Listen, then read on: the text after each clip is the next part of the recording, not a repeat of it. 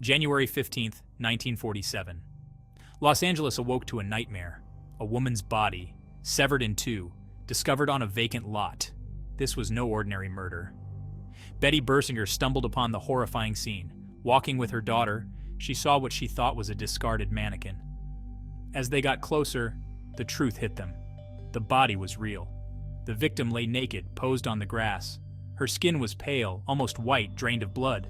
Her mouth was stretched into a grotesque grin. The press would later dub this horrifying expression the Glasgow smile. Bersinger rushed to a nearby house and called the police.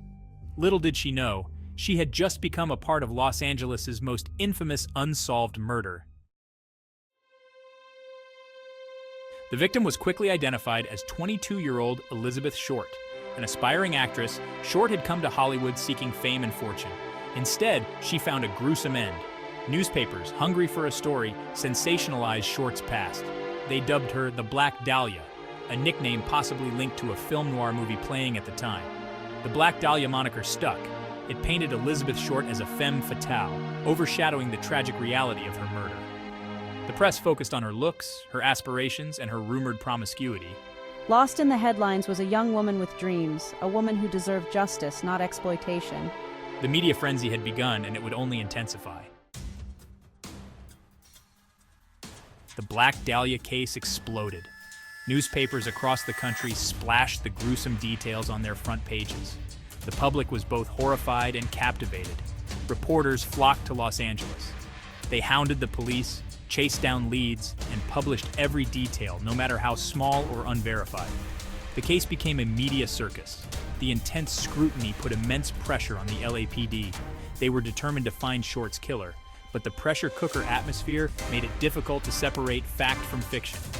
Every day brought new theories, new suspects, new rumors. The truth was out there somewhere, buried beneath a mountain of speculation and sensationalism. The LAPD launched a full-scale investigation. Detectives swarmed the crime scene, searching for clues. The brutality of the murder shocked even seasoned investigators. Short's body was meticulously bisected, showing a chilling knowledge of anatomy. There were signs of torture, including ligature marks on her wrists and ankles. Strangely, there was almost no blood at the scene. This suggested the murder took place elsewhere, and Short's body was carefully posed at the vacant lot. The lack of blood, the meticulous posing, the sheer brutality, all pointed to a killer who was organized, methodical, and possibly had medical knowledge. The hunt was on for a monster hiding in plain sight. At Section 5, the suspects. The Black Dahlia case attracted countless tips, confessions, and theories. The LAPD pursued every lead, but many turned out to be dead ends. Hundreds of people confessed to the crime, seeking notoriety or perhaps suffering from delusions. The sheer volume of false confessions only muddied the waters. Several suspects emerged, each with their own connection to Elizabeth Short or the circumstances of her death. The most compelling suspects were those with medical knowledge, a history of violence, or a personal link to the victim. Among the most prominent names were Dr. George Hodel, Mark Hansen, and Leslie Dillon. Section 6. Dr. George Hodel, a prime suspect. Dr. George Hodel was a prominent Los Angeles physician, known for his intelligence and charm. He was also a suspect in the infamous Black Dahlia murder, thanks to the tireless investigation of his own son, Steve Hodel, who was determined to uncover the truth. Steve, a retired LAPD homicide detective, uncovered disturbing evidence against his father, which included various pieces of compelling information. This included eerie similarities between George's handwriting and the handwriting on a note sent to the police, purportedly from the Black Dahlia killer, which raised many eyebrows. Furthermore, Steve discovered photographs of a woman who bore a striking resemblance to Elizabeth Short among his father's possessions, deepening the mystery. The resemblance was chilling, adding significant weight to Steve's suspicions and theories. Despite the compelling circumstantial evidence, no charges were ever filed against George Hodel, leaving many questions unanswered. He remained a free man until his death in 1999, taking his secrets, if any, to the grave, leaving a legacy shrouded in mystery and speculation. Section 7. Mark Hansen, another name on the list. Mark Hansen, the owner of a popular nightclub frequented by Elizabeth Short, also came under scrutiny. Hansen knew Short, and some accounts suggest he was infatuated with her. Witnesses reported seeing Short at Hansen's nightclub in the days leading up to her murder. Some theorized that Short had spurned Hansen's advances, leading him to commit a crime of passion. However, concrete evidence linking Hansen to the murder remained elusive. He denied any involvement in Short's death, and the LAPD never found sufficient evidence to charge him. Hansen's connection to Short, combined with his access to the Hollywood underworld, kept him on the suspect list. However, he remained one of many figures in the Black Dahlia case, shrouded in ambiguity. Section 8. Leslie Dillon, a suspect with a past. Leslie Dillon, a former mortician's assistant, emerged as a suspect due to his macabre profession and a history of violence against women. Dillon's knowledge of human anatomy, particularly his experience with embalming and dismemberment, raised red flags for investigators. The clean bisection of Short's body suggested a similar level of expertise. Adding to the suspicion, Dillon fit the psychological profile of a sadist, with documented instances of cruelty towards women. However, despite intense scrutiny, no direct evidence connected him to Short's murder. Dillon remained a person of interest, but the lack of concrete evidence prevented investigators from closing the net.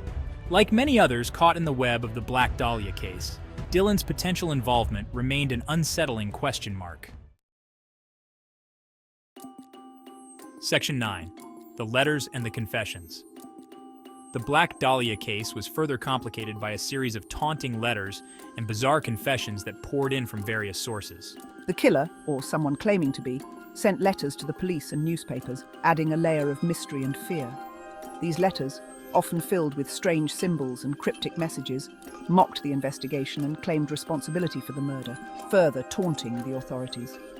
One package even contained Short's birth certificate and other personal belongings, making the case even more personal and chilling. Adding to the confusion, numerous individuals confessed to the crime, each with their own story and motive. Some sought notoriety, others seemed genuinely delusional, believing they had committed the heinous act. The sheer volume of false confessions overwhelmed investigators, making it difficult to separate truth from fiction and adding to their frustration. The letters and confessions, while adding to the mystique of the case, ultimately hindered the investigation, creating more questions than answers. They created a maze of false leads and dead ends, leaving investigators grappling with shadows and struggling to find the real culprit. Section 10. The mystery endures. Despite the exhaustive investigation, the Black Dahlia murder remains unsolved. The killer's identity, motives, and methods continue to elude us. The case has captivated the public imagination for decades. Books, movies, and documentaries continue to explore the various theories and suspects, keeping the memory of Elizabeth Short alive. The Black Dahlia case serves as a chilling reminder of the dark side of Hollywood glamour. It also highlights the limitations of even the most dedicated law enforcement efforts in the face of a cunning and elusive killer. The mystery endures, a haunting reminder of a brutal crime and a young life cut tragically short. The Black Dahlia case, with its unanswered questions and lingering shadows, continues to fascinate and frustrate in equal measure. Section 11. Conclusion: A haunting legacy. The Black Dahlia case remains a dark stain on the fabric of Los Angeles history, a chilling reminder of the city's darker side. It is a story of ambition, exploitation, and ultimately, unspeakable violence that shocked the nation. Elizabeth Short, the young woman at the heart of the tragedy, became an unwitting icon, her life and death forever intertwined with the mythos of Hollywood. Her murder, a symbol of Hollywood's dark underbelly and the fragility of dreams, continues to captivate and horrify. While the passage of time has dimmed the hope of finding justice for Elizabeth Short, the fascination with her case remains undiminished, a testament to the enduring power of her story. The Black Dahlia continues to haunt us, a chilling reminder of the darkness that can lurk beneath the surface of even the most glamorous city, a city built on dreams and shadows. The Black Dahlia case, a tragic tale of a life cut short and a mystery that refuses to be solved, continues to cast a long shadow over the city of angels, a city that never forgets.